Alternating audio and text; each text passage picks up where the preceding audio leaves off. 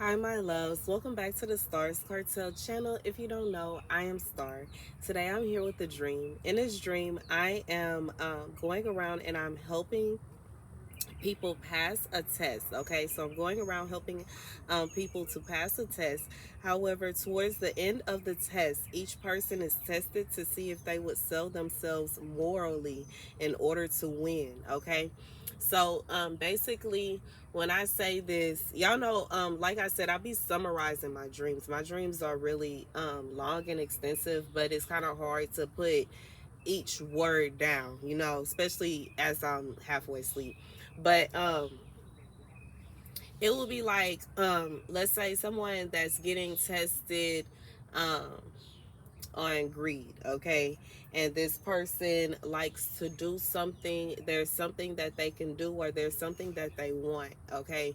And they have different options on how to achieve that thing, but there's always going to be an option that is going to be open and available, but it is going to be the incorrect option. It is something that would cause them to do something that would be unethical or immoral, like something that will something that, like, this is basically, I actually did a video on this.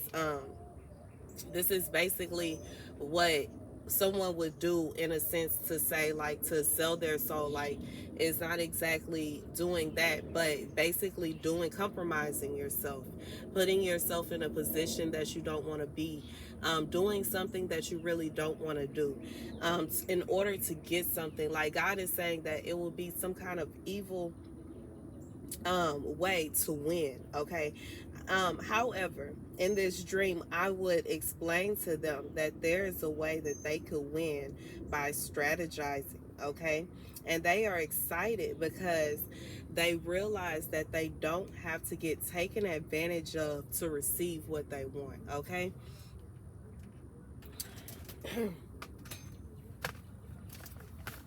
The scripture comes from Matthew 25.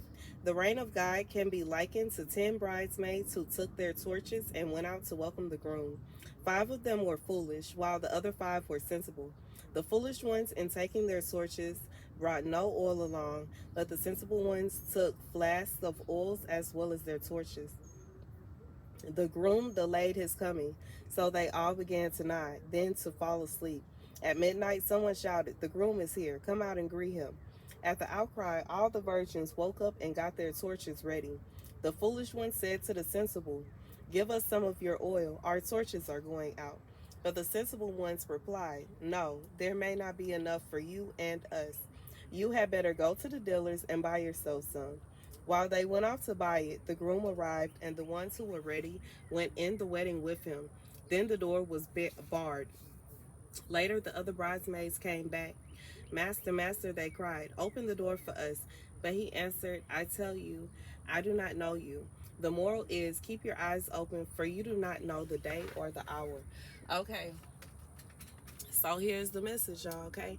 While life is happening and there are things that we want, as we grow, we want different things. As we mature, we want different things out of life. 10 years ago, I wasn't really too concerned with having a garden. I wasn't too concerned with learning how to grow food. I wasn't too concerned with certain things that I'm concerned with now. And I didn't move the way I did now. I wanted to be a creator. I wanted to be an influencer. I was an influencer. Well, not 10 years ago, but I did become an influencer. But at the same time, I went about it a different route at first, and then God showed me a different way. And I just feel like that is the perfect example of basically what the message is here. There are so many different ways to doing things. You don't got to get wear half naked clothes and be doing all other kinds of ridiculous things just to be famous. You don't have to, or popular, really, okay? Because anyways, yeah. Well, no, because it's not exactly like, and even with doing that, that doesn't get you to a celebrity status. It doesn't. It's to such an extent now that, like, everybody's doing it to such an extent that doing that is not something that is going to get you famous. It's not even enough to get you famous anymore. And that's just a partial eye to looking at it like, okay, since there are more people that are willing to do this, now what what do you have to do to make yourself stand out in order to go down that route? I would prefer to go down a different route.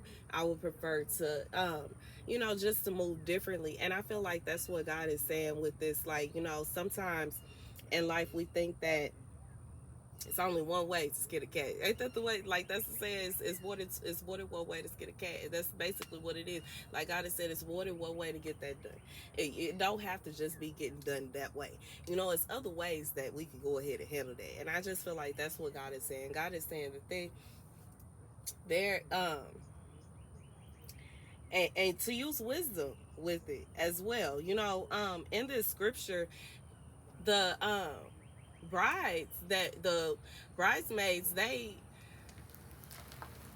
all knew that they needed oil for their torches for when the groom came.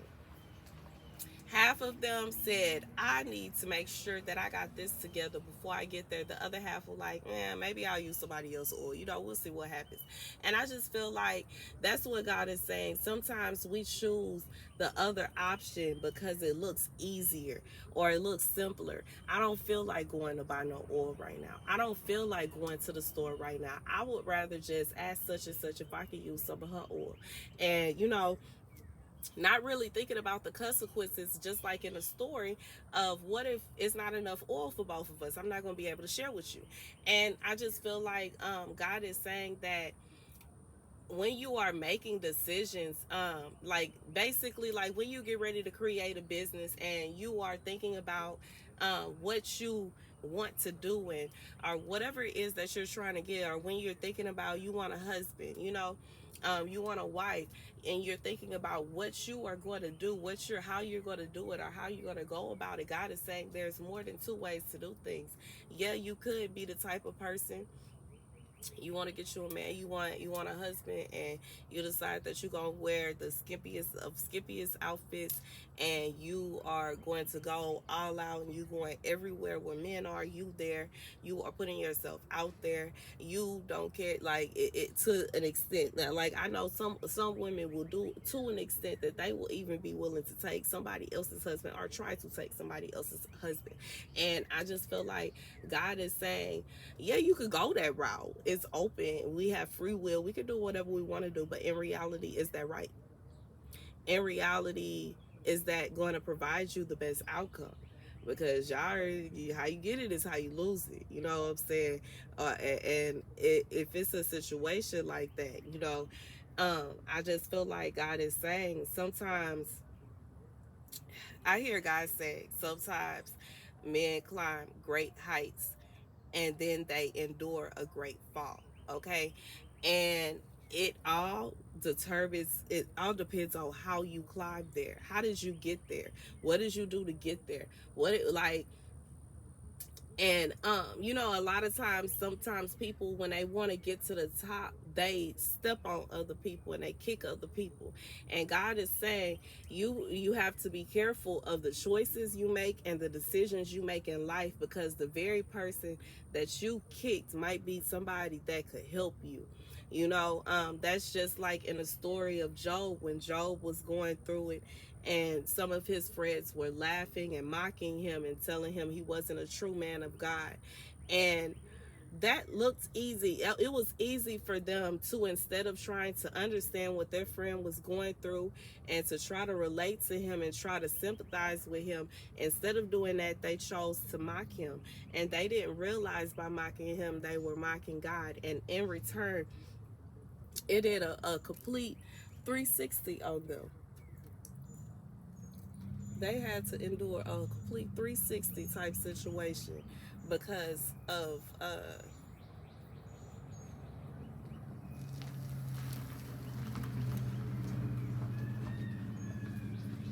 I'm sorry, y'all, somebody's walking by with a dog.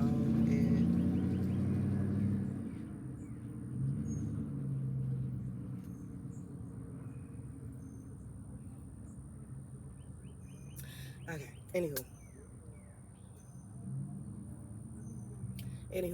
I just feel like what was I finna say? Okay, yeah, dogs make me nervous, y'all. I'm a little scared of dogs. And my dog is not out here, which is a good thing because my dog be. Anywho, y'all. What was I finna say? You could actually cause yourself, like you could cause yourself destruction. Okay, let me get back to that. You could cause yourself destruction, and I being reminded, I saw a preview for a new um Hunger Games series or movies or something like that, where they're going to start talking about President Snow and how he rose to power. And I feel like it is going to be so interesting because it is going to be the perfect example of how you are given the opportunity. You can have two different opportunities. You can do good and you can do evil, and you choose. And I just feel like God is saying that when these options are coming to you, when these decisions are coming to you, when you are given the opportunity to choose to laugh at someone or help someone, which are you going to choose? When you are given the opportunity to either um, when you are given the opportunity to either um, do something that is going to help you, like get an actual job and work really hard and get what you want and work hard for it, or go to school and then get a job and work hard, whatever, and work hard for it. Or if you decide that you're gonna go and try to steal something from somebody, like you, I just feel like God has said that you need to think about the consequences, think about what could possibly happen, think about everything, think about all of your options. And then after you think about all of your options, think about all possible income outcomes, every single outcome. And I just feel like that God is putting an emphasis on this because sometimes we think to ourselves that we want to be a certain place by a certain time, you know and I wanted to be married by 30. And like it's just I wasn't ready at that certain time. But at the same time, I just feel like God is saying that for some things, like, as far as like me, if how do I say it, like me wanting my business to go a certain way, or me wanting my business to be at a certain level, like, or it's just like I'm trying to figure out how to say, like, God is basically saying that you have to think about your decisions. Like, where do you want to be? Do you want a house by this time? Do you want to be putting down a down payment? Do you want to be in a building? Do you want to be um um do you want to have a building for your church, or do you want to have a daycare, or whatever it is? Like, I just feel like God is saying that you need to think about every single choice that you make that may impact that. Okay, just like credit. Okay, I'm like praising God that a lot of the things that the dumb decisions I made are falling off of my credit, are at a place where I can pay it off or figure out a way to work something out. Because those are decisions, those are little bitty decisions, little stupid decisions that I made years ago that are affecting me now. And I just feel like God is saying that um like, even that is something, like, that is a choice. Okay, are you going to choose to go ahead and get that right, and choose to go ahead and save that money, so that when you get to the date of your goal, okay, you want to have a house in 10 years, when you get to, let's say, 5 years. Anywho, when you get to that 5 year mark, you done saved your money, you got your credit right, and now you ready to go ahead and buy a house. Like, you getting you a house now, or whatever it is. Like, even if it's a car, you want to take out a year and you want to get your credit right, you want to stack up your money, get your money together, get yourself together, and then go ahead and get your, like, I just feel like God is saying, think about every little itty bitty teeny weeny decision that you make, and make sure that it aligns well with the other plans that you have for your life, for your future. And remember, With the decisions that you make, you have free will. You can do whatever you want to do, but there are certain things that are right and that are wrong. There are certain things that God is watching us, and we don't know his time. We don't know the time. We don't know the hour that he's going to come, and we don't want him to come and we decided to go down the wrong path. You don't want him to get here. You don't want him to pull up, and you decided to make the wrong decision. You decided to make the wrong choice, and now you will have to deal with those consequences. And that's the message, y'all. This is a video that got so long, and I know I probably took like 10 little seconds, milliseconds, stared at the dog. I'm looking at the dog looking at me. I'm like, are you gonna judge? Because I'm sitting here, like, I'm in the greenhouse. I'm inside the greenhouse, but the door is open because it's really hot in here. And I had to open the door up. At first, I had it closed. And, but the dog just looked at me and kept going. And that's fine. Okay. And that's the message. Thank you guys for watching. Be sure to like, share, and subscribe. Thank you guys for donating. I will see you guys later.